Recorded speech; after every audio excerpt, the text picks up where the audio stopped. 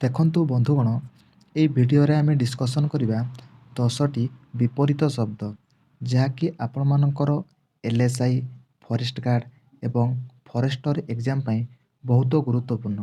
ଚାଲନ୍ତୁ ସମୟ ବିଳମ୍ବ ନକରି ଭିଡ଼ିଓକୁ ଆରମ୍ଭ କରିବା। ପ୍ରଥମ କ୍ୱେଶ୍ଚିନ୍ଟି କ'ଣ ଦେଲା ଦେଖନ୍ତୁ। ପ୍ରଥମ କ୍ୱେଶ୍ଚିନ୍ ଦେଲା ଉଦ୍ବେଗର ବିପରୀତ ଶବ୍ଦଟି କ'ଣ ହେବ? ଆପଣଙ୍କର ଉଦ୍ବେଗର ବିପରୀତ ଶବ୍ଦଟି କ'ଣ ହେବ? ସଠିକ୍ ଆନ୍ସର୍ ହେବ ଅପସନ୍ ନମ୍ବର ସି, ନିରୁଦ୍ବେଗ। ଅପସନ୍ ନମ୍ବର ସି ହେଇଯିବ ଆପଣଙ୍କର correct answer.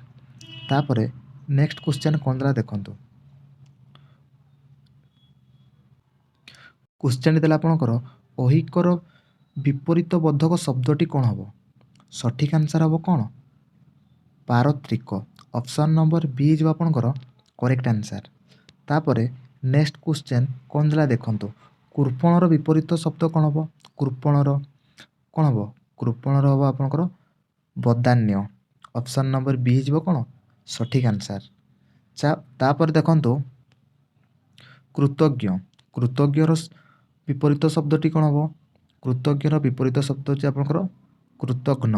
Option number D ହେଇଯିବ କ'ଣ? Correct answer.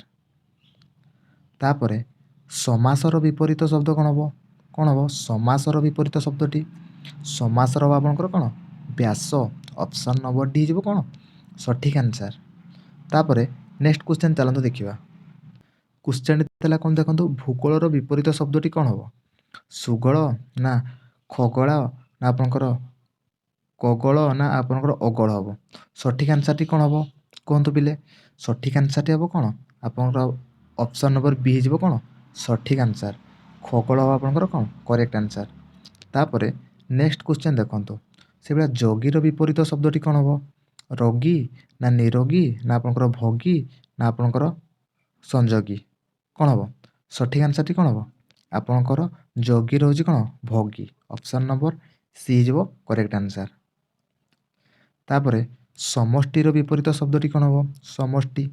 ସମଷ୍ଟିର ବିପରୀତ ଶବ୍ଦଟି କ'ଣ ହେବ? ସମଷ୍ଟିର ବିପରୀତ ଶବ୍ଦଟି ହେବ କ'ଣ? ବ୍ୟଷ୍ଟି ନା ସୃଷ୍ଟି ନା କୃଷ୍ଟି ନା ଦୃଷ୍ଟି? କ'ଣ ହେବ ସଠିକ୍ ଆନ୍ସର୍? ସଠିକ୍ ଆନ୍ସର୍ଟି ହେବ ଆପଣଙ୍କର ବ୍ୟଷ୍ଟି। ଅପସନ୍ ନମ୍ବର ଏ ହେଇଯିବ କ'ଣ? Correct answer. ତାପରେ ନେକ୍ସଟ କ୍ୱେଶ୍ଚିନ୍ କ'ଣ ଦେଲା ଦେଖନ୍ତୁ। ସରୋବର ବିପରୀତ ଶବ୍ଦଟି କ'ଣ ହେବ? ସରୋବ ପିଲେ ଦେଖ। ସରୋବର କ'ଣ ହେବ? ସରୋବର ଆପଣ ସଠିକ୍ ଆନ୍ସର୍ ହେବ କ'ଣ? ନୀରବ। ଅପସନ୍ ନମ୍ବର ଡି ହେଇଯିବ କ'ଣ? Correct answer. ସରୋବର ହେବ କ'ଣ? ନୀରବ। ଚାଲନ୍ତୁ ଶେଷ କ୍ୱେଶ୍ଚିନ୍ ଦେଖିବା। ପ୍ରତ୍ୟୁଷ। ପ୍ରତ୍ୟୁଷର କ'ଣ ହେବ ବିପରୀତ ଶବ୍ଦ?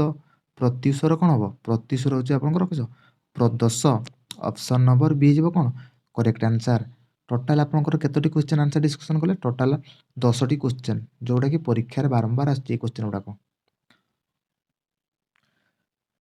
ଯେଉଁମାନେ ତ ପ୍ରଥମ ଥର ଆମ ଚ୍ୟାନେଲକୁ ଆସିଛନ୍ତି, ଚ୍ୟାନେଲକୁ ସବସ୍କ୍ରାଇବ୍ କରନ୍ତୁ ଏବଂ ଭିଡ଼ିଓଟି ଗୋଟେ ଲାଇକ୍ କରନ୍ତୁ ଏବଂ ଆପଣମାନଙ୍କର ସାଙ୍ଗସାଥିମାନଙ୍କୁ ଭିଡ଼ିଓଟି ସେୟାର କରନ୍ତୁ। ଧନ୍ୟବାଦ ବନ୍ଧୁଗଣ।